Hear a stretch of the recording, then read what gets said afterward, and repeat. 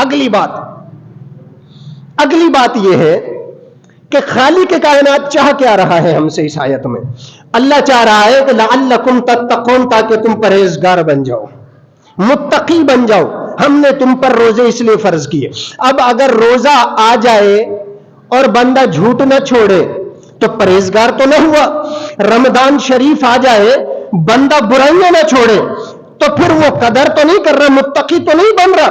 اللہ پاک چاہ رہا ہے کہ تم متقی بن جاؤ، اور متقی ہونے کے لیے شرط ہے کہ گناہوں سے دور ہو جاؤ، نیکیوں کے قریب ہو جاؤ. اب دیکھنا یہ ہے کہ ہم گناہوں کو کتنا چھوڑ چکے ہیں، نیکیوں کے کتنا قریب آ چکے ہیں. اگر ہم نہیں آئے تو پھر پورا مقصد نہیں حاصل ہوا. اگر قریب آ رہے ہیں تو پھر مقصد کی طرف جا رہے ہیں.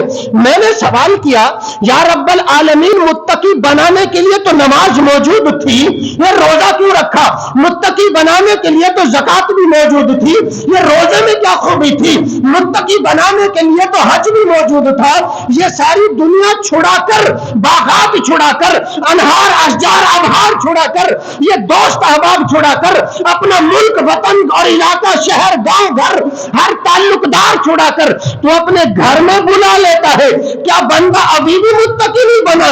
فرمایا ہاں متقی تو ہوا، لیکن وہ درجہ جو ہم روزے سے عطا کرتے ہیں وہ ابھی باقی ہے. وہ صرف روزے کی وجہ سے عطا کریں گے. میرے اللہ وہ کون سا درجہ ہے؟ فرمایا انسان کو پتہ نہیں ہے دوسرے کا یہ روزہ ہے یا نہیں. اچھا کھانا بنا کر سامنے پیش کیا، اس کے سامنے گیا، بھوک بھی لگی، پیاس بھی لگی، دل بھی للچا رہا ہے، طبیعت بھی بڑھ رہی ہے، لیکن فوراً روزہ یاد آ گیا. صاحب روزہ رکھا ہوا ہے. اب فوراً ہی بڑھتا ہوا ہاتھ کھینچ لیا، للچاتی ہوئی نیت کے اوپر کنٹرول کیا، لپکتے ہوئے قدموں کو منجمد کیا، اور فوراً وعدہ یاد آیا کہ رب نے روزے تو اس لیے دیے ہیں تاکہ تو پرہیزگار بن جائے. اب اگر میں نے کھانے پر ہاتھ ڈالا، کھانے کی طرف قدم بڑھایا، اپنی ہرش کو بڑھایا، تو پھر میں متقی نہ رہا، اللہ کے حکم پر عمل نہ رہا. رب تو چاہتا ہے تو متقی بن جائے، لیکن میں تو متقی نہیں رہا. فوراً روزے میں جو دوسرے کو بھی نظر نہیں آتا، بندے کو بھی نظر نہیں آتا، بس یہ روزہ محسوس کیا جاتا ہے، اور محسوس بھی وہ جو روزہ رکھتا ہے وہی کرتا ہے.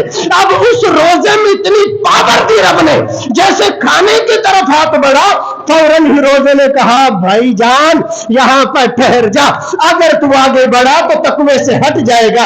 اب اللہ کی رضا یہ ہے کہ تو کھانا چھوڑ دے، پانی چھوڑ دے، بھوک اگر بڑھتی ہے تو بڑھتی جائے، ہاتھ بڑھ گیا تو پیچھے کھینچ لے، قدم لگتے ہیں تو واپس لے لے، طبیعت مچل رہی ہے تو لگام ڈال دے. اسی چیز کا نام تقوی ہے، اور میرا رب یہی ہمارے اندر دیکھنا چاہتا ہے.